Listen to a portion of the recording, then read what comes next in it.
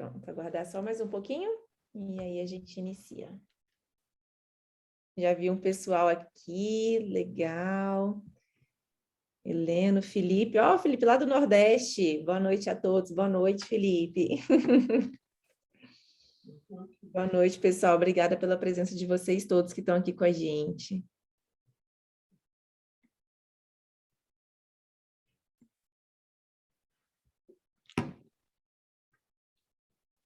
Boa noite a todos. Isso aí, aqui de Salvador, Nordeste. Que maravilha, bem-vindo! Obrigado, Gil. Aqui temos, então, São Paulo, Nordeste, Brasília, Manaus, né, Ju? Maranhão, todo mundo, se Deus quiser. Todo mundo está aí. Tem gente aí já do Maranhão, cadê? Lilian, eu já vi.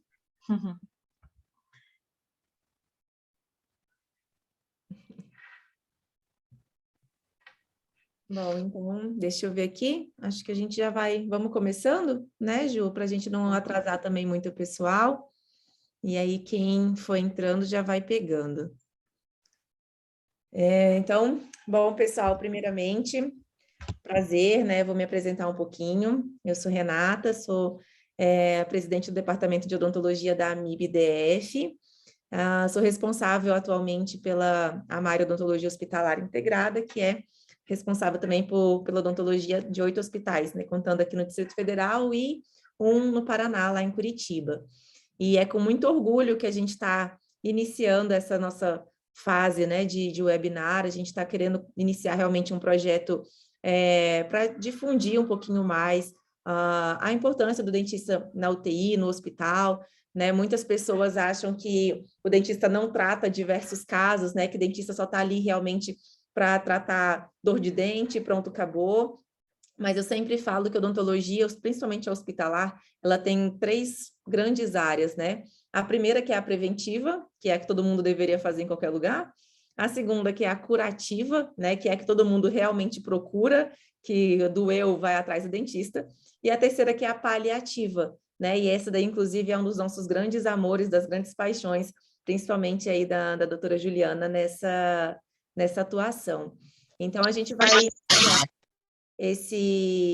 vai iniciar essa nossa fase de webinar aqui da MIB-DF, do Departamento de Odonto, começando, né, com um dos primeiros temas, que é, você sabia que o dentista também trata pacientes em cuidados paliativos? Né? E a gente quer convidar vocês para nos acompanhar nesses webinars. Toda última terça-feira do mês a gente vai fazer um webinar voltado para isso, para difundir realmente a nossa atuação e tirar, né, essas dúvidas de que as pessoas acham que a gente não trata diversos casos, que a gente trata sim e que a gente é imprescindível. Então, eu queria agradecer a presença de vocês todos aqui, queria agradecer imensamente a presença da doutora Juliana, que é também, né, nossa vice-presidente do Departamento de Odonto da MIB-DF, ela vai falar um pouquinho dela também, mas queria agradecer mais uma vez pela presença de vocês todos e espero que vocês curtam bastante esse bate-papo que a gente trouxe para conversar com vocês. Obrigada, Rê. Boa noite, gente. É um grande prazer, é uma honra realmente estar aqui conversando com vocês hoje. Eu sou Juliana Couto, sou especialista em prótese dentária, habilitada em odontologia hospitalar, em laser terapia, odontologia oncológica. Hoje faço parte do Departamento de Odontologia da AMIB-DF e sou coordenadora assistencial da Amari Odontologia. Como a doutora Renata já citou, nós atendemos os hospitais aqui. Hoje eu estou coordenando aqui no DF, né? Então tem uma equipe grande, uma atuação em alguns hospitais que trazem para a gente uma experiência deliciosa, né? Essa sensação de dever cumprido todos os dias, de colaborar com a saúde dos nossos pacientes, com a saúde sistêmica, com a saúde bucal em si, né? Sou muito grata, doutora Renata, pela oportunidade de estar aqui, dessa vivência e de poder compartilhar com vocês também, em nome da Amari, em nome da AMIB, né? E convido vocês para esse bate-papo, espero a participação de vocês também, né? Que vocês podem contribuir, perguntar, e a gente está aqui para conversar sobre essa querida área que o dentista também atende cuidados paliativos, tá bom? Posso compartilhar aqui, Rê? Pode, Ju, fica à vontade. Vamos lá.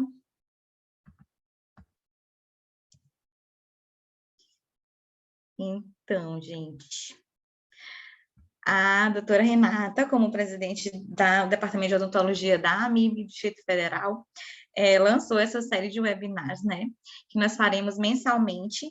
Você sabia que o dentista também trata? E aí a gente vai começar com esse tema lindo, que é pacientes em cuidados paliativos.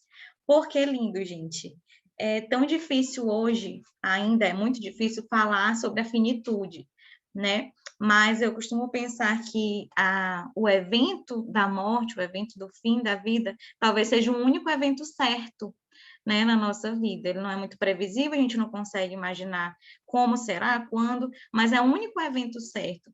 E a gente, como profissional da saúde, é convidado a refletir sobre o nosso posicionamento em relação a esse evento, a essa fase, digamos assim, da vida, que é o fim da vida, né? Então, assim, tanto a equipe médica como a equipe multidisciplinar é convidada a refletir sobre a nossa atuação nos cuidados paliativos, né, Renata? E a gente, assim, tem trabalhado muito junto à equipe médica, junto à equipe multi, para conscientizar também de que, de repente, ainda há conforto a ser oferecido, né? Ainda há algum tratamento, mesmo que leve, mesmo que não invasivo, a ser feito num paciente que está ali passando por um momento de extrema sensibilidade, né? E aí, por isso, falaremos sobre isso. Eu trouxe aqui o conceito de cuidados paliativos, o último, que foi de 2002, pela Organização Mundial de Saúde, que ele trouxe o seguinte, gente. Cuidado paliativo é uma abordagem que promove a qualidade de vida de pacientes e seus familiares que enfrentam doenças que ameacem a continuidade da vida através da prevenção e alívio do sofrimento. Requer a identificação precoce, avaliação e tratamento da dor e outros problemas de natureza física, psicossocial e espiritual. E aí, só nesse conceito, a gente já consegue extrair muitas coisas, né? Primeiro, é uma abordagem que promove a qualidade de vida. Então, não é porque eu estou com um paciente que ou está na sua fase de terminalidade, ou de repente nem está, de repente descobriu uma doença que ameaça a vida, mas que, assim, tem um diagnóstico longo, Vamos sair, vamos. anos. Tem alguém aqui com áudio aberto. Flávia, acho que está com seu áudio aberto. Flavinha. Ai, me desculpe, gente. Boa noite. Boa noite. Estou saindo do hospital e tem um gato em cima do meu carro. Normal, vida hospitalar é isso aí. Bem-vindo à vida real, né, Flávia? Boa noite, meninas. Perdão novamente. Ótima aula de vocês aí. Estou aguardando aqui. Boa noite, doutora Flávia. Então, gente, a gente pode falar ainda em qualidade de vida, seja um paciente que descobriu uma doença que ameaça a vida, mas que ele tem um prognóstico aí de muitos anos pela frente, e ele precisa ter esses anos com qualidade de vida, ou seja um paciente que está numa terminalidade, né? Mas ele precisa de conforto, ele precisa de dignidade, né? E aí fala qualidade de vida de pacientes e seus familiares. Então, a família é lembrada nesse conceito, né? Então, a gente está ali, de repente, mas esse paciente nem está consciente, esse paciente não está nem se vendo no espelho. Vou falar uma frase aqui bem simples, mas a família está percebendo aquele ente querido que está, de repente, na terminalidade mesmo, está indo embora, está passando, né, por essa fase. E a família precisa ser acolhida, a família quer sentir que o seu ente querido está sendo cuidado também, né? Nesse conceito, ele trouxe que enfrentam doenças que ameacem a continuidade da vida. E aí a gente vê que não se fala mais em terminalidade, não se fala mais em doença incurável, porque isso afasta da gente aquele conceito de que não há mais nada a ser feito, né? Então, entra em cuidado paliativo qualquer paciente que de repente contrai uma doença que é ameaçadora da vida, não quer dizer que é um paciente que tem horas de vida, né? Então, isso já traz, assim, afasta da gente essa ideia de um findar, né? Não é mais doença terminal, né? O fim de vida, é uma doença que ameaça a vida. Através da prevenção, isso me chama muita atenção, porque às vezes a gente fala assim, eu vou oferecer para esse paciente apenas cuidados de conforto, quando ele já tiver com dor. Quando ele já tiver com uma infecção instalada, né? Mas não, gente, eu posso prevenir esse sofrimento também, mesmo no paciente em cuidados paliativos, mesmo que eu opte por procedimentos menos invasivos, né? Mas eu consigo, muitas vezes, oferecer uma prevenção do sofrimento também. E lá embaixo fala tratamento da dor e outros problemas de natureza física, psicossocial e espiritual. E aí, em 2002, foi a primeira vez que essa questão espiritual foi abordada, né, nesse conceito de cuidados paliativos, porque ela também faz parte do ser humano, né? Essa questão de fé, essa questão que ele está numa transição ali da vida para a morte, ou dessa ideia que ele tem de que a doença dele, né, pode estar relacionada a algo espiritual, e nós devemos conhecer a espiritualidade do paciente e respeitar isso, né? Eu me lembro que a doutora Camila de Freitas, a primeira aula que eu assisti dela, me deu um exemplo de uma paciente que sentia a boca muito seca, né, já tinha hipossalivação, e ela falou, doutora, eu não consigo comungar, era católica, e não conseguia comungar a Eucaristia, né? E isso para ela era uma coisa imprescindível, fundamental na vida dela. Então, ali mesmo que se você não compartilhar daquela religião, mas você entra, né, no universo daquele paciente e precisa pensar em proporcionar isso a ele, essa cura espiritual, aliviar essa dor, esse sofrimento espiritual também, né? E aí o que ela queria? Uma reposição salivar, de repente para ela conseguir algo que era importantíssimo para ela, e de repente para a gente é tão simples, né? E às vezes a gente pode oferecer isso para o paciente. Falando um pouquinho do histórico, a doutora Sanders, né, que em 67 fundou o primeiro hospital de cuidados paliativos, e eles falam assim, que esse foi o primeiro serviço a oferecer um cuidado integral ao paciente, desde o controle de sintomas, alívio da dor e do sofrimento psicológico. Em nenhum momento ele fala em não tratar, em não abordar, né? Não, ele fala que um paciente que não tem tratamento para aquela doença ameaçadora da vida, ele pode receber o controle de sintomas, ele pode ter a dor aliviada, o sofrimento psicológico, e a gente entra novamente naquele emocional, espiritual, aliviado, né? Então, ela é conhecida como o início aí, a precursora dos cuidados paliativos, e até hoje, famílias e pacientes ouvem, de repente, de profissionais, da gente, né, dos profissionais da saúde, dos médicos, não, para esse paciente não há mais nada a ser feito. E aí veio dela aquela frase que a gente fala sempre, né, Renata? A gente fala no nosso dia a dia, a gente falou hoje, eu queria dizer para vocês que nós falamos sobre isso hoje, né, porque faz realmente parte da nossa rotina, e ela sempre refutava, ainda há muito a fazer. Então, assim, para aquele câncer, gente, não há mais, né, o que fazer para parar aquele câncer, de repente. Mas pelo paciente, pelo ser humano, ainda há muito a fazer, né? E a gente traz essa grande lição aí da doutora Sanders até hoje. Ela faleceu em 2005 em paz, sendo cuidada no seu próprio hospital paliativista que ela fundou. E aí, desculpa, Ju, vou até te cortar Mas aqui não, um pouquinho, né? claro. A questão do ainda há muito a fazer, a gente fala que no cuidado paliativo, né, o pouco é muito, né? Então, assim, o mínimo que a gente faz, o mínimo que a gente pensa, isso já é muito. Eu tive, né, uma paciente, eu nunca vou me esquecer, foi uma paciente assim que eu entrei na área hospitalar, e ela era uma paciente em cuidados paliativos, e ela estava com a boca com uma hipossalivação severa, e aí isso levava a algumas feridas em cavidade oral, e com isso a gente, assim, o que a gente propôs para o filho dela foi um cuidado, né? A gente falou, olha, a gente pode fazer uma modulação oral, a gente pode fazer um laser para, né, acelerar essa cicatrização, promover um maior conforto, promover uma analgesia ali local, mas não é nada invasivo, né? Vai ser realmente um cuidado. E aí, no final, ela realmente foi a óbito. E aí, eu nunca me esqueço, a mensagem que ele me mandou, ele falou assim, doutora, vocês ofereceram algo que ninguém mais podia oferecer nesse momento, que era dignidade. Ela só precisava de dignidade. E vocês puderam oferecer isso cuidando da boca dela. Né? Então, assim, por mais que fosse pouco, isso aí já era muito a se fazer por ela, né? E pela família, porque quando a gente fala de cuidados paliativos, né, a gente traz a família para isso, para esse conceito também. Então, só por isso que eu gosto muito dessa frase dela, porque realmente sempre, né, haverá muito a se fazer ainda. É verdade, é isso mesmo. E aí, gente, isso trouxe também uma reflexão para a gente em relação aos níveis, né, de cuidados paliativos. Como o conceito da OMS traz, cuidado paliativo trata, né, de um paciente, de uma pessoa que possui uma doença ameaçadora da vida. Então, digamos que um paciente jovem descubra-se com diabetes mellitus, né? E aí esse paciente possui uma doença que ele, de repente, ele consegue controlar, mas ele não consegue curar.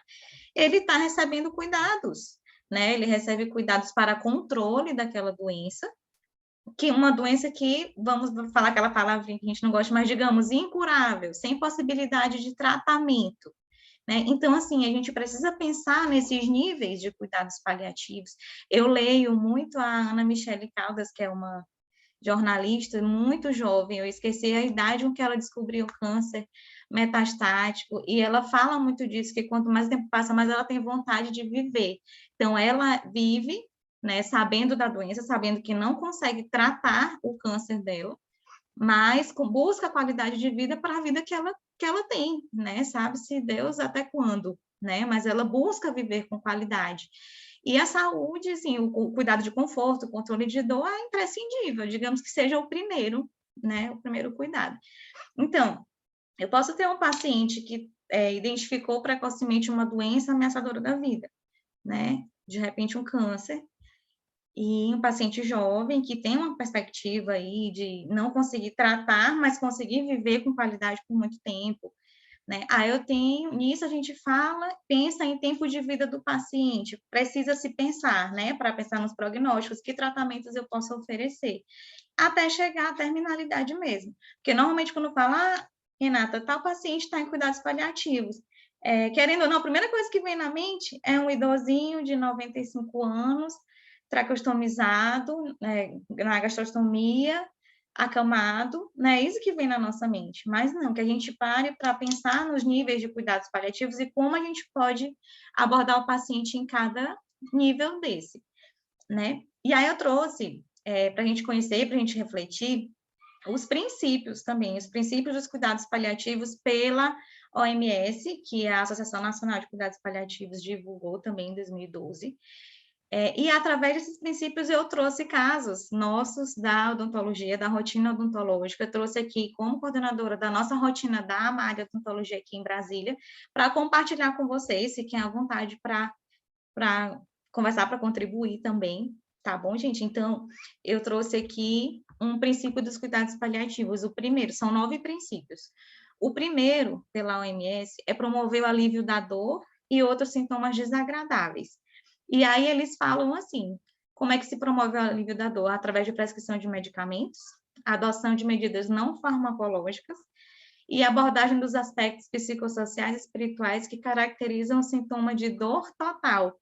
E é importante a gente falar nisso, né? A dor total, não apenas a dor física, né? Mas de repente um paciente que tem aquela dor psicológica, dor psicossocial, né? Espiritual, emocional.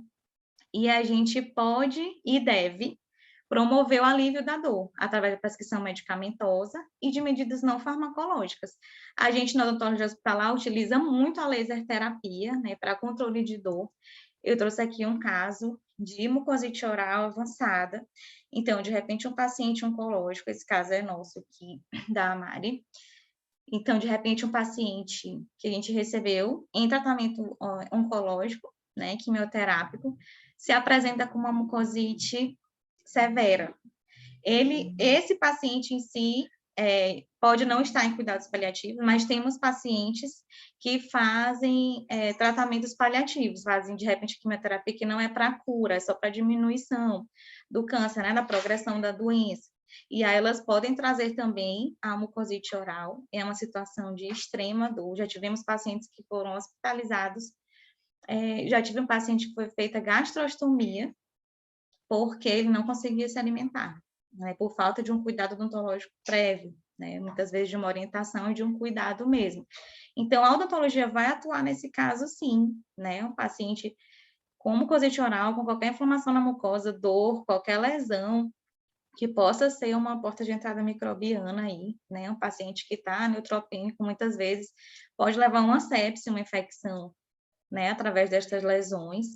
Então, a gente aborda, assim, através da lisoterapia, uma boa higiene oral, reposição salivar, né? Dos cuidados da odontologia. Esse caso foi o nosso também, quem me cedeu foi a doutora Paula. Esse paciente estava com uma mucosite severíssima, já buscou assim, né, foi um atendimento domiciliar e associado a uma candidíase muito avançada, né, e foi feito todo o cuidado, ela não encontrou a foto final para mostrar para vocês, mas assim, mostrar que é um paciente que estava acamado e passando muita dor, sofrendo muita dor, né, por conta dessas lesões orais de mucosite oral. Sofreu também a infecção, né, da candidose, um paciente, como eu falei, está com a imunidade mais baixa, um paciente que está neutropênico, essa candidose pode avançar para o esôfago, para o pulmão, e é bem chato de tratar, né, bem complicado, e ele recebeu todos os cuidados aí, modulação oral, muito cuidado nessa higiene, muita hidratação, a terapia fotodinâmica, a laser terapia nas lesões, né, praticamente na boca toda, e ele saiu desse quadro. A gente, infelizmente, não conseguiu a foto final, mas ele saiu desse quadro de extrema dor, né? Aí ele está com a sonda, né? A gente consegue ver que está com a sonda nasoenteral. O segundo princípio dos cuidados paliativos é afirmar a vida e considerar a morte um processo natural, né? Então, aquilo que a gente comentava no início, é passar a ver com outros olhos esse paciente que, de repente, encontra-se no findar da vida, né? De repente, um paciente que não tem expectativa de tratamento para a sua doença, mas é um paciente que ainda está vivo, é um paciente que ainda precisa de qualidade de vida até o fim da vida, né? Essa paciente nós estamos tratando ainda atualmente, lá em um dos nossos hospitais, no DF está. Essa foto foi autorizada, ela é uma paciente muito linda, com esclerose lateral amiotrófica, e eu não sei se vocês conhecem essa doença, mas assim, é uma doença que me choca muito, porque o paciente sofre uma degeneração progressiva dos neurônios motores, e aí ele vai perdendo a função motora, mas geralmente os sentidos dele são preservados, então ela olha, ela escuta, né? Aí depois, mais no fim dela, vai perdendo também o cognitivo, né? Mas no início vai perdendo a função motora, é traqueostomizado, né? A camada, na gastrostomia, mas ela sempre recebe a gente com esse sorrisão, ela fala pelos olhos, né? É uma paciente que a gente precisa, fizemos assim tratamentos de raspagem, a gente propôs cuidar, né, da boca dela ali, porque ela não consegue cuidar sozinha, muitas vezes ela não consegue, não colabora com os cuidadores, né, e a gente acompanha essa paciente lindíssima, e que, assim, a gente percebe que é um paciente que não tem cura para a sua doença, mas parece que ela está mesmo acamada ali, parece que ela está cheia de vida, sabe? É uma paciente que você olha, ela sorri com esses olhos lindos, toda vez que eu olho para ela, eu digo, a senhora é tão linda, e aí ela abre esse sorrisão, né? Mas é isso, pensar no findar da vida com qualidade, né? O terceiro princípio diz não acelerar e nem adiar a morte, né? Então, o cuidado paliativo nada tem a ver com a eutanásia, que é o acelerar da morte, e nem com a distanásia, que é o adiar da morte. Então, pensar na morte como um processo natural, né? E aí a gente trouxe aqui os conceitos, a eutanásia. Deixa eu só tirar aqui para conseguir ler. Que atualmente é entendida como uma prática para abreviar a vida, a fim de aliviar ou evitar o sofrimento dos pacientes, porém é ilegal no Brasil, né, porque ela trata da vida que no Brasil, legalmente é inviolável, mas é aceita em alguns países, né, então a eutanásia acelera, abrevia, né, o tempo de vida ali. Não é o objetivo do cuidado paliativo, não é isso. Né? E a distanásia é a tentativa de combater a morte a qualquer custo, prolongando o sofrimento e a agonia desnecessários, A distanásia nega o princípio da não maleficência, por isso pode-se dizer que é uma deformidade da conduta médica, né? Então, é uma má conduta médica.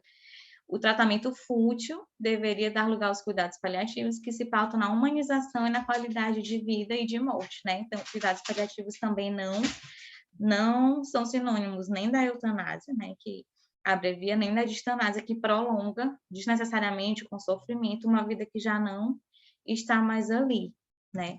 Então, o que os cuidados paliativos pregam?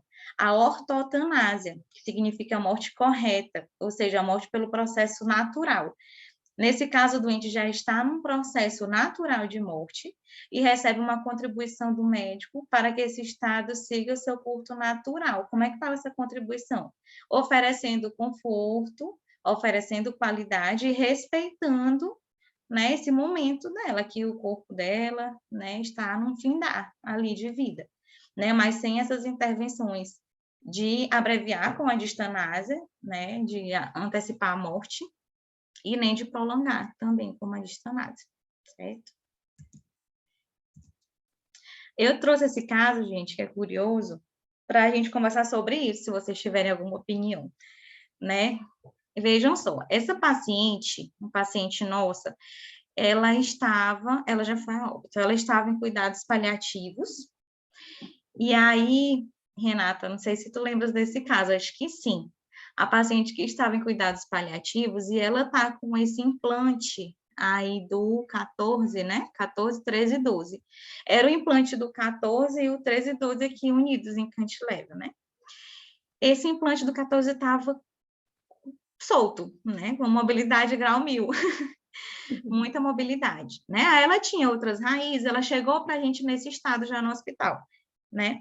Mas, assim, abordar, por exemplo, essa raiz residual não era o objetivo, porque era uma paciente que estava naqueles cuidados paliativos de findar de vida mesmo, né? Então, era uma paciente que a gente, conversando com a equipe médica, a gente não iria abordar essa raiz residual, por exemplo, não estava com um processo agudo, infeccioso agudo no momento, porém, porque estávamos respeitando, né, o findar dos dias dela.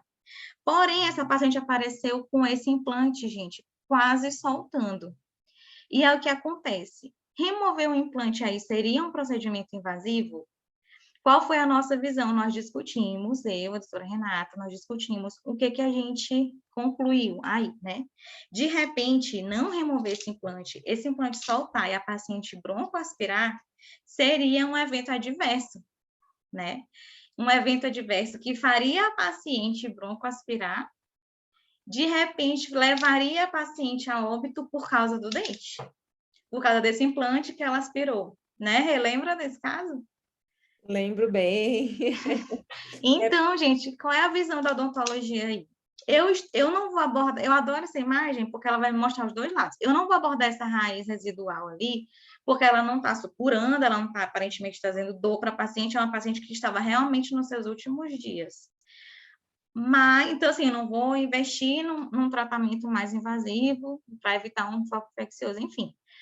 Mas esse implante soltando poderia ser broncoaspirado. Vocês percebem isso? E aí eu levaria a um evento adverso. E aí, né? eu acho que é uma coisa legal de trazer a primeira definição que você trouxe dos cuidados paliativos, lá no comecinho da aula, onde você falou que cuidados paliativos também é prevenção, né? Sim. Eu acho que isso aí é o exemplo perfeito, assim, não é que a gente iria entrar, né, remover o implante ósseo ali, mas seria realmente remover essa coroa, né? Seria tirar algo que essa paciente pudesse realmente broncoaspirar e com isso abreviar o tempo de vida dela, né? Então, é um cuidado paliativo nesse caso, a gente é muito sempre acostumado a falar, né, como a Ju falou, que cuidado paliativo é dor, né, só tratamento de dor. Com certeza, isso é também, mas eu volto a pegar nessa parte de prevenção, né? O que a gente pode fazer para essa paciente para evitar que o quadro dela, né, se agrave por uma falha de cuidado, que é uma avulsão acidental e uma broncoaspiração desse elemento. Exatamente. Deixa eu voltar para cá. Então, gente, um outro princípio, integrar os aspectos psicológicos e espirituais no cuidado ao paciente. Esse paciente aqui foi de uma dentista nossa no Hospital do Coração, doutora Nalva. O que aconteceu, gente? Esse paciente parece, como a gente olha aqui aquelas lesões, não parece não ter cárie ativa, parece para a gente um tratamento estético ali, né? É função também, né? Retoma função, mas eu digo assim, não tem um foco infeccioso agudo ali. A gente tem umas cavidades que aparentemente não tem cárie ativa, né? Mas eu vou falar sobre esse paciente para vocês, porque a gente precisa entender o contexto. Esse paciente é um paciente cardiopata grave, com FA, foi admitido no Hospital do Coração, chegou a fazer intervenções cirúrgicas lá, cardíacas, eu não lembro agora qual foi a intervenção, mas ele chegou a fazer, e ele foi acompanhado pela nossa dentista, e ele criou um carinho, um vínculo muito grande com ela, e falou que ele tinha essas restaurações fraturadas e tudo, e não tinha vergonha, não tinha coragem de ir ao dentista, e tudo. E aí eu sei que ela acompanhou ele durante a internação, ele foi de alta, e depois no consultório, ele fez essas restaurações com ela. Quando chegou em casa, esse paciente se olhou no espelho, ele chorou, ele disse que fazia anos que ele não sorria para a esposa dele. Olha o psicológico aí, né? Eu vou até voltar aqui o princípio, integrar os aspectos psicológicos e espirituais no cuidado, né? Então, ele sorriu para a esposa dele, disse que não sorria para ela há anos, ficou tão feliz que ele teve um taquicardia ansioso, eufórico, que ele sentiu medo do taquicardia, tadinho, porque ele vinha de uma cirurgia cardíaca, que ele voltou para o PS do hospital. E a Nava, nossa dentista, chega no hospital, o que o senhor está fazendo aqui? O senhor piorou? Aconteceu alguma coisa? Ela atendeu ele no consultório, né? Ele estava bem, mas ele cuidando do coraçãozinho dele, por quê, gente? Por causa da emoção que ele sentiu a ver a saúde bucal dele restabelecida, né? Então, é um paciente que, como eu digo, não é aquele paciente paliativo terminal, mas é um paciente que tem uma doença que ameaça a vida, uma doença, né, cardiológica, que ele faz tratamentos, assim, conservadores da doença, ele sabe disso, mas ele precisou desse cuidado, e foi um cuidado físico, mas também um cuidado psicológico, né, para ele. Esse caso é muito engraçado. E aí eu volto até, né, mais uma vez falando, o tanto que cuidados paliativos também é cuidado de família, né, assim, quando a gente fala de paciente em paliativismo, a gente fala que a gente não trata só o paciente, a gente trata toda a família. Isso, na verdade, em toda a área hospitalar, né, assim, é muito difícil a gente tratar um paciente internado numa UTI e não tratar junto a família, né, não se envolver junto com a família nesse ponto. Mas eu volto realmente nessa parte psicológica e espiritual, né? Você pegar ali o seu pai, a sua mãe, a pessoa que você ama, vê-la dentro de uma UTI com a boca sangrando, com a boca suja, isso assusta, né? Isso traumatiza. A pessoa fala assim, nossa, mas meu pai tá com a boca desse jeito, minha mãe tá com a boca desse jeito. Quando você faz um simples cuidado, por menor que seja, aquilo traz paz, né? Traz paz para a família, traz paz para o paciente. E por mais que às vezes o paciente não esteja, né, consciente, não consiga realmente entender tudo isso que está acontecendo, a família é a maior beneficiária disso também. Então, o paciente em cuidado paliativo, a gente tem que olhar ele como um todo, inclusive as pessoas que estão vivendo esse momento junto a ele, né? Exatamente. O quinto princípio, gente, oferecer um sistema de suporte que possibilite o paciente viver tão ativamente quanto possível até o momento da sua morte. E aí eu trouxe aqui, só um instantinho.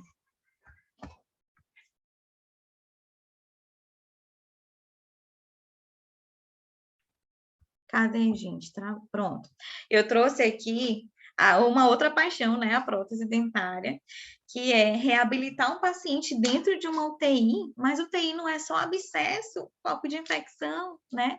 E aí eu tenho um paciente que precisa viver, como o princípio diz, tão ativamente quanto possível até o dia da sua morte, né? Então, se é um paciente que o médico, o fonoaudiólogo, me diz que ele tem condição de se alimentar por via oral. É um paciente que eu consigo restabelecer ali, a reabilitar mesmo, né? Para que ele consiga fazer essa alimentação, evoluir uma dieta, conseguir tirar uma sonda, se alimentar pela boca, sentir o sabor de um alimento, né? Mesmo nos seus últimos dias. E eu estou trabalhando com a equipe multi, a equipe médica de fonoaudiologia, entra em acordo e permite, né, evoluir uma dieta desse paciente ou manter uma dieta. Precisa ajustar uma prótese, vamos ajustar uma prótese, né? A gente faz muito reembasamento quando assim, quando é algo mais provisório, né? Mesmo dentro da unidade de terapia intensiva, dentro da internação hospitalar, porque é um paciente, se ele precisa ser reabilitado para evoluir uma dieta e melhorar o seu quadro, a gente vai fazer, né? A gente vai participar desse planejamento para que ele viva mais ativamente, mesmo sabendo que ele possui uma doença incurável, uma doença grave, né? Então, a gente participa desses cuidados nas orientações de higiene, orientar a equipe, gente, os acompanhantes, o paciente, deixa ele fazer um pouco a higiene, mesmo que ele não consiga fazer efetivo, você vem e complementa depois, né? Mas deixar ele tentar, a gente pode entrar junto com a TO para ver aquelas adaptações, né, na escova de dente, e aí tentar fazer esse paciente se sentir ativo, né? Isso faz bem também muito para o psicológico. E essa parte de prótese dentária, eu gosto muito também. Eu tenho vários casos, vários relatos de pacientes em paliativos, cuidados paliativos, que eu tenho um que eu não esqueço, que ele era do Death Star também, e ele estava no hospital já há muito tempo, internado, e aí a gente estava, né, a gente foi refazer a prótese dele. E aí ele olhou para mim uma vez, e para mim e para o Marquinhos, que também é nosso protesista, e ele falou assim, depois que eu tiver com os meus dentes prontos, eu posso ir, eu posso morrer. E aí, assim, infelizmente, realmente, a gente colocou a prótese, deu 2 dias, ele foi a óbito. Mas isso interfere tanto nessa parte psicológica e emocional, que já aconteceu também de uma família pedir para a gente fazer uma prótese para uma paciente, e a gente fez, só que vocês sabem, né? Assim, por mais que a gente trabalhe em hospital, o nosso laboratório de prótese, ele é especializado, então ele faz as coisas muito rápidas, né? Ele entrega a prótese para a gente pronta em 2, 3 dias no máximo, mas tem esse período, né, que a gente precisa mandar para o laboratório.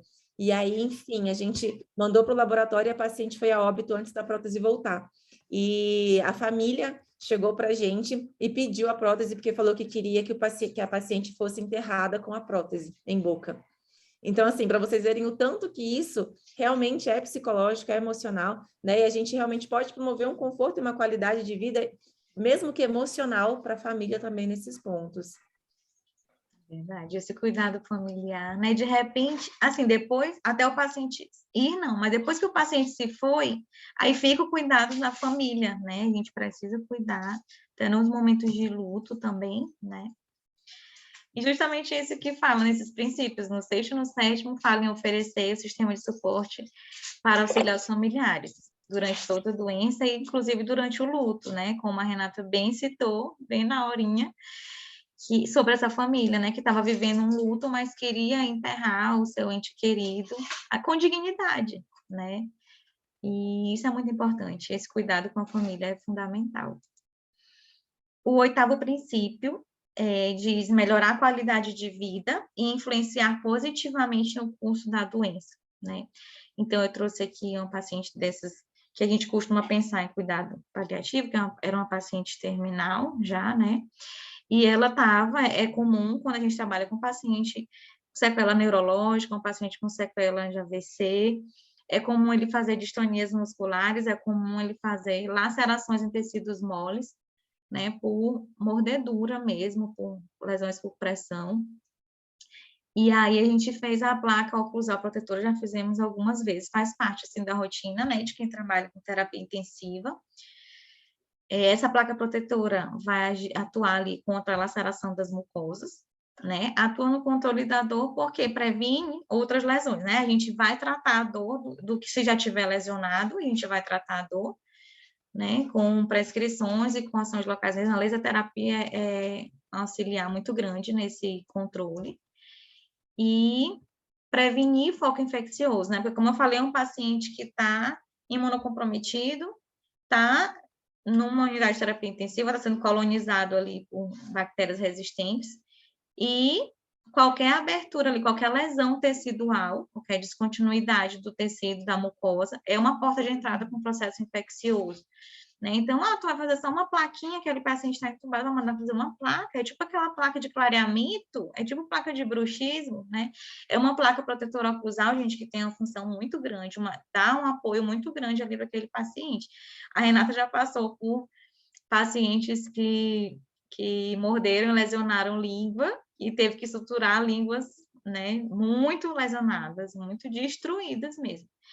E uma plaquinha dessa indicada no momento certo, né? Se a gente conseguir também perceber isso previamente, se o paciente tiver acesso ao dentista previamente, a gente consegue, né, prevenir uma lesão, uma infecção secundária nesse paciente, né? Renata e suas línguas suturais. Exatamente, nem é quase rotina. Mas, infelizmente, é isso mesmo, assim, a gente tem que ter, né, um conhecimento de qual placa usar, de como fazer, de qual material utilizar. Essa que a Ju está falando foi um caso específico de um colega que foi no hospital, ele não era, né, capacitado, assim, habilitado e capacitado para fazer esse tipo de atendimento, ele fez uma placa extremamente rígida na paciente, que machucava a paciente, e isso levava ela a fazer ainda mais movimentos involuntários, né, levando aí ela a morder ainda mais a língua, se lacerar, se mutilar, infelizmente. Eu cheguei na UTI, o chefe da UTI chegou para mim e falou, arranca essa língua fora, pelo amor de Deus. Eu falei, doutor, pelo amor de Deus, não. Uma língua é muito importante para um paciente, né, para uma pessoa. Mas isso daí é um cuidado muito básico. E no cuidado paliativo, isso é muito importante. Porque se a gente pode colocar isso e prevenir, né, maiores machucados, maiores sangramentos, isso traz um conforto para o paciente e, mais uma vez, para a família. Então, isso é realmente muito importante.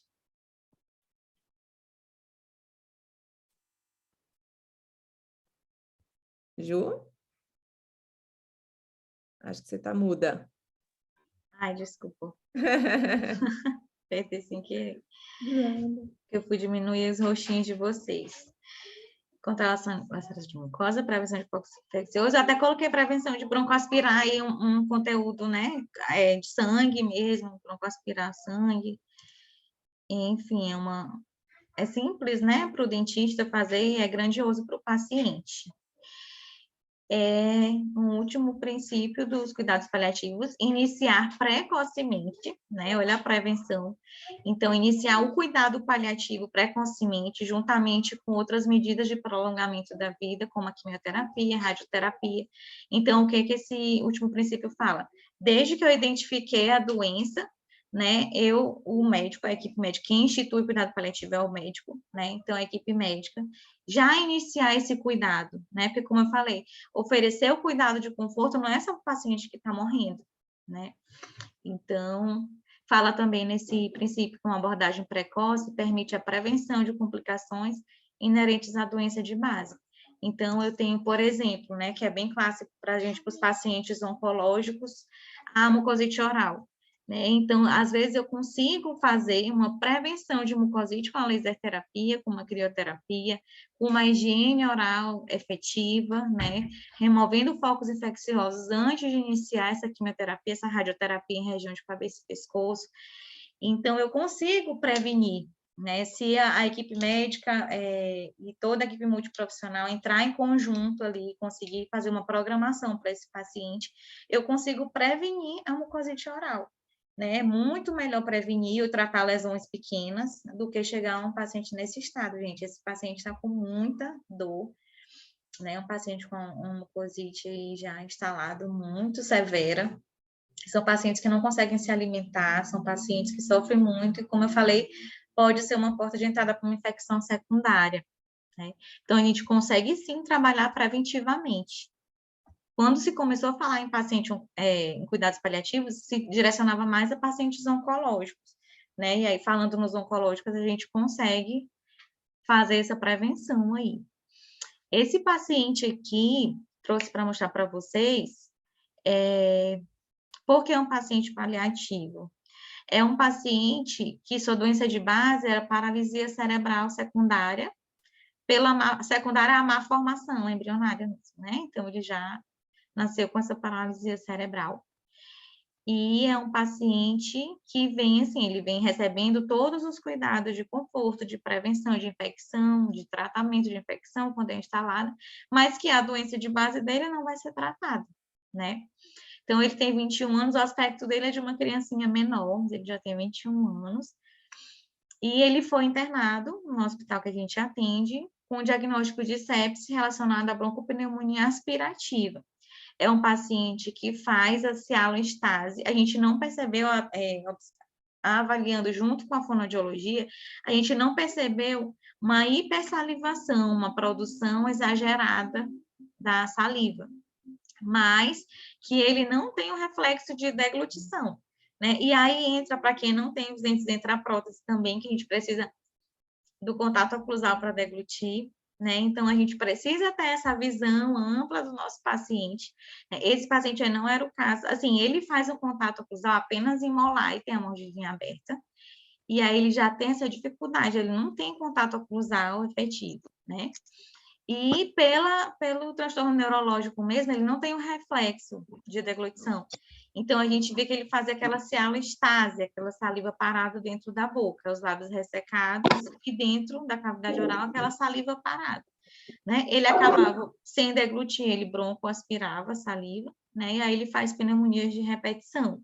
E aí, nesse paciente, a gente, após outras tentativas, alguns tratamentos, a gente entrou com a toxina botulínica em glândula salivar, né, guiada pelo ultrassom, e hoje foi o 7º dia, a gente já percebe uma melhora, a gente vai avaliar com os 14 dias, né, que é o ideal, é o ápice da função da toxina botulínica, mas a gente já está percebendo uma melhora, e assim, isso não vai tratar a disfagia dele, não vai prevenir a broncoaspiração, mas vai diminuir o conteúdo que ele tem na boca para broncoaspirar, né? Então, foi uma atuação aí da odonto junto com a fono, um tratamento muito bonito, a família, a gente vê a mãozinha do pai ali segurando ele, a família muito próxima, a família muito sedenta, e eles falaram para mim assim, doutora, eu quero tentar de tudo que a gente puder tentar. Eu já tentou outras medicações, outras terapias, né? E aí, por fim, a gente optou pela toxina botulínica, mas aí, quando eu explicava para ele que a toxina botulínica, de repente, não era a luz no fim do túnel, poderia auxiliar no tratamento, mas não ia tratar a disfagia dele, né? Ele falou, doutora, eu vou tentar de tudo que eu puder fazer, eu quero tentar. Né? Então, a gente vê uma família ansiosa, uma família que sabe que a doença de base daquele paciente não tem cura, não tem tratamento. Mas ele quer o conforto para o filho, né? E pacientes em cuidados paliativos, a gente vê bastante o uso da toxina botulínica, né? Então, tem muito paciente com ela, como a Ju mostrou, né, com esclerose lateral amiotrófica, que não consegue também deglutir, né, que perde essa função, e aí o paciente baba bastante, fica acumulando, e aí quando você vê, você chega, e é triste, você chega no leito, você vê o paciente com um monte de toalhinha e de gás, e é que assim, porque ele não consegue deglutir, né? E aí fica babando. E aí isso é desconfortável para o paciente. Imagina, né? Se fosse você que não consegue deglutir, ficar toda molhada de baba o tempo inteiro, que assim, isso é desconfortável. Então, Pra isso família, entra também né? no conforto do paciente. Oi, desculpa, Ju. Para a família também, né? Exato. Ver o paciente. Assim. Exato. Então, a toxina botulínica, ela nos auxilia muito nesse tipo de tratamento desse tipo de paciente. Esse aqui, gente, foi o último caso que eu trouxe para vocês, que ele é fresquinho. Essa foto foi tirada hoje. E a gente conversou sobre ela, eu e a Renata, junto com outra dentista da nossa equipe, a doutora Maísa, e eu quis trazer para vocês, porque é uma paciente que está em cuidados paliativos proporcionais pela equipe de oncologia dela, né? Então, eu trouxe aqui o caso. Então, uma paciente de 90 anos, o diagnóstico de internação hoje, né, é de broncopneumonia, com desaturação, hipotensão e queda do estado geral, né, rebaixou por conta dessa pneumonia. Ela está em cuidados paliativos pela sua doença de base, carcinoma de mama metastático, já tinha DPOC e uma demência avançada. Né? Então, eu trouxe para a gente refletir sobre esse caso, porque assim, vou falar como a odontologia vê claro que absolutamente todo tratamento deve ser planejado em conjunto com a equipe médica, com a equipe multidisciplinar, né? Esse paciente pertence ali à equipe médica e ela tem um médico assistente que é internou, né? Que assiste, acompanha. Então, assim, eu só estou passando a visão da odontologia nesse caso, mas claro, gente, que nada é os cuidados paliativos não tem protocolos, tem princípios, tanto que eu trouxe esses 10 princípios, né? Então, assim, cada caso é um caso, né? Mas eu trouxe aqui para a gente discutir.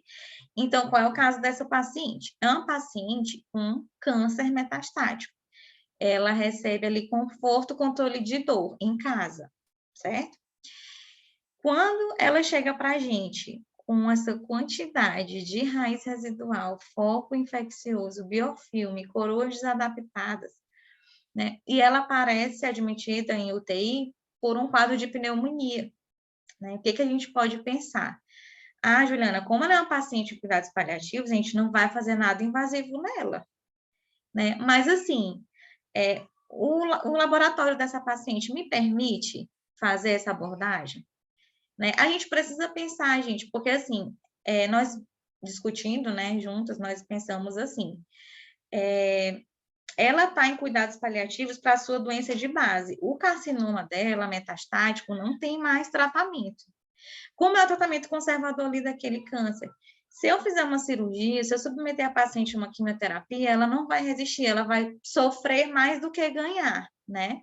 Então, por isso eu não faço, né? A gente decide pelo cuidado paliativo, a equipe médica decide por um tratamento mais conservador. Mas, vou dizer como dentista para lá, intensivista, se a condição física, o laboratório dessa paciente permite essa abordagem odontológica, eu posso estar evitando outros episódios de pneumonia, né? Essa paciente pode, eu não estou afirmando que foi, mas ela pode ter adquirido essa pneumonia por broncoaspiração de conteúdo contaminado, né? Então, se eu removo esse conteúdo contaminado, esses focos infecciosos, eu posso estar prevenindo outras infecções, outras pneumonias.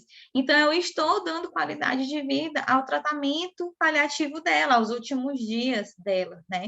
Então, a gente entende assim, claro que precisa ser abordado em conjunto, mas cuidado paliativo não é não fazer nada, né? É não poder tratar a doença de base dela. Mas se ela tem condição física para receber esse cuidado aí de extração dessas raízes, né? De uma higiene oral, extração dessas coroas, né? Mesmo aí não tem como ser conservador, né? Aí teria que extrair mesmo. Mas, assim, de repente, eu estou dando a esses últimos dias dela, a esses últimos anos de vida dela, mais qualidade, porque ela vai ter menos pneumonia, ela não vai ter um foco infeccioso, ela não vai ter um abscesso, ela não vai ter, de repente, uma infecção aguda mesmo de origem bucal, né? Uma sepse de foco bucal.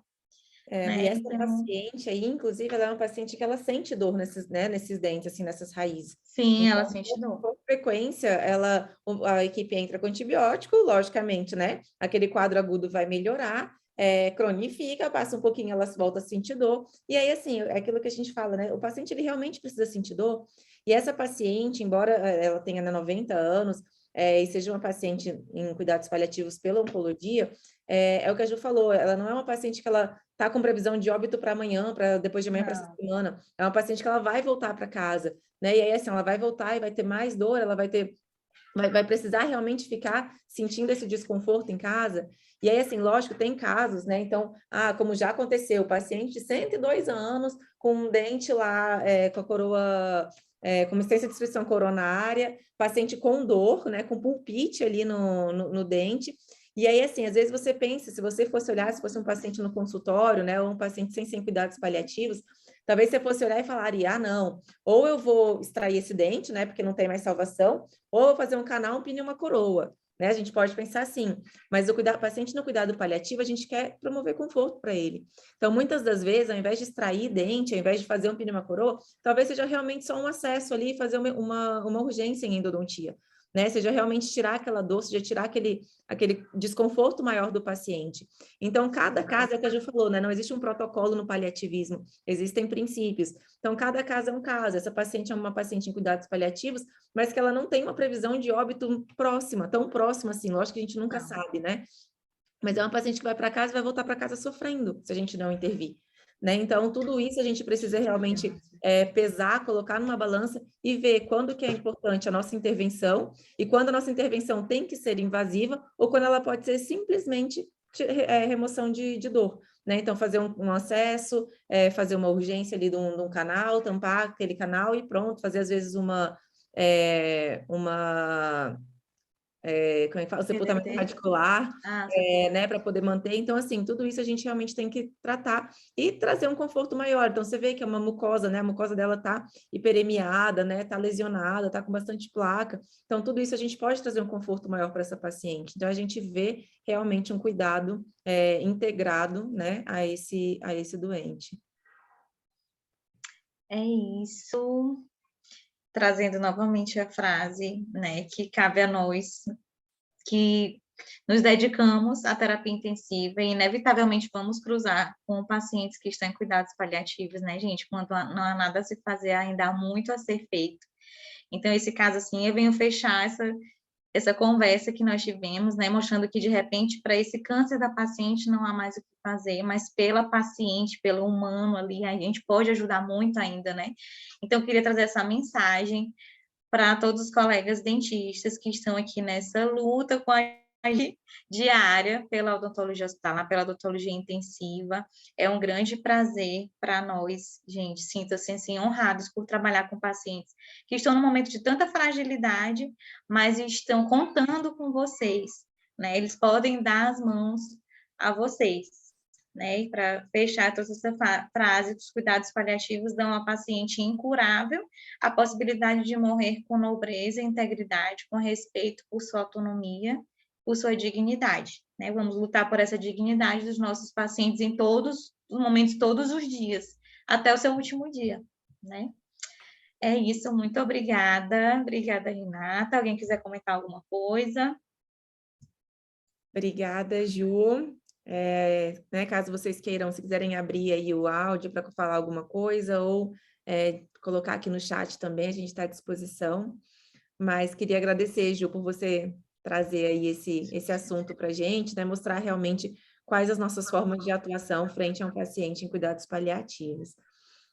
Tem alguém que quer falar alguma coisa? Não? Deixa eu tirar aqui. Então, ótimo. Queria agradecer, então, né, mais uma vez a presença de vocês todos, agradecer o carinho de vocês estar aqui escutando a gente. Vi que teve uma pessoa que escreveu uma coisa aqui no áudio, no chat, colocou aqui. Uma vez ouvi uma mensagem que me marcou muito em relação aos cuidados paliativos, que dizia que cuidados paliativos não era muitas vezes dar mais dias de vida, mas dar mais vida aos seus dias. Exatamente, né? Eu acho que essa frase realmente resume aqui tudo que a gente trouxe, né? Tudo que a gente falou. E é muito gostoso, assim, você vê que você pôde realmente trazer conforto, né? Que você pôde mudar um pouquinho aquela vida ali, ainda mesmo nos seus últimos momentos. Então, mais uma vez, queria agradecer a presença de todos vocês, queria agradecer muito aí a doutora Camila Solé também, que nos deu esse voto de confiança grande em trazer alguns assuntos da odontologia aqui para a AMIB, agradecer à AMIB, que, né, a maior associação aí que apoia a odontologia de todas as formas, e é um orgulho muito grande para a gente ver a odontologia hospitalar crescendo a cada dia, né, ver a gente realmente entrando aí em todos os hospitais, entrando em todos os tipos de cuidados. Então, queria agradecer mais uma vez o apoio da AMIB, agradecer, estou vendo aqui o pessoal da Liga de Odontologia Hospitalar, né, da Unieuro, Flavinha lá do Rio, então queria realmente agradecer a presença de vocês todos, a presença, né, também o apoio da nossa doutora Camila, né, de Freitas, que é a nossa presidente do Departamento de Odonto, que também nos apoiou imensamente, tem nos ajudado muito a fazer realmente esses projetos para que a gente possa levar cada vez mais esse conhecimento. Então, obrigada a todos. Esperamos que vocês tenham gostado, né, da aula. Obrigada, Ju, mais uma vez por trazer tanto conhecimento e com tanto carinho para a gente. E esperamos vocês no próximo mês, né, Ju? No próximo, você sabia que dentista também trata?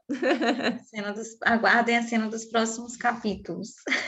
Exatamente. Obrigada. Obrigada, Rê, mais uma vez. Obrigada, Amília, pela oportunidade, por apoiar a equipe multidisciplinar na terapia intensiva.